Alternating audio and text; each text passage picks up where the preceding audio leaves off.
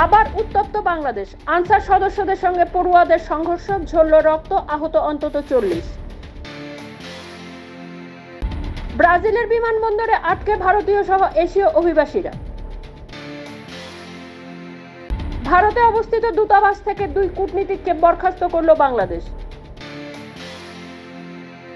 আফগানিস্তানের ভবিষ্যৎ খুবই উদ্বেগজনক, তালিবানি ফতোয়া নিয়ে চিন্তা রাষ্ট্রপুঞ্জের। ভিন দেশে গিয়ে প্রাণ গেল ভারতীয়ের, ফুটপাত ভেঙে নর্দমায় তলিয়ে গেলেন অন্ধ্রের মহিলা।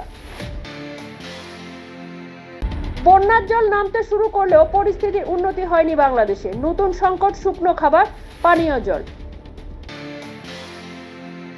কলকাতা থেকে আন্দামান যাওয়ার পথে জাহাজডুবি, নৈশ অভিযানে 11 জনকে উদ্ধার উপকূলরক্ষী বাহিনীর।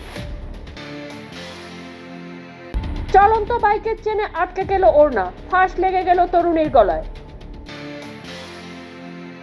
বিমার টাকা পেতে নিজের মতো দেখতে এক ভিক্ষুককে খুন, নিখুঁত ছকের ছোট্ট একটি ভুল ধরিয়ে দিল অভিযুক্তকে। ঘটনাটি কর্ণাটকে। চিকিৎসককে সপাটে চড় রোগীর আত্মীয়ের, দিল্লির হাসপাতালে গভীর রাতে বচসা, প্রশ্নে নিরাপত্তা। লক্ষ্য তো একই, এনসি কংগ্রেস জোটের বিরুদ্ধে প্রার্থী নেবেন না, কাশ্মীর ভোটে মেহবুবাকে আরজি ওমরের।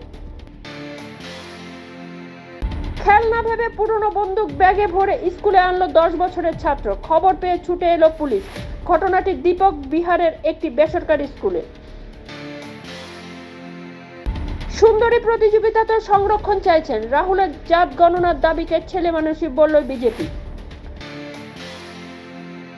চূড়ান্ত হামলার সময় এসেছে, 2026 সালের মধ্যে মাওবাদী মুক্ত দেশ ঘোষণা অমিত শাহের।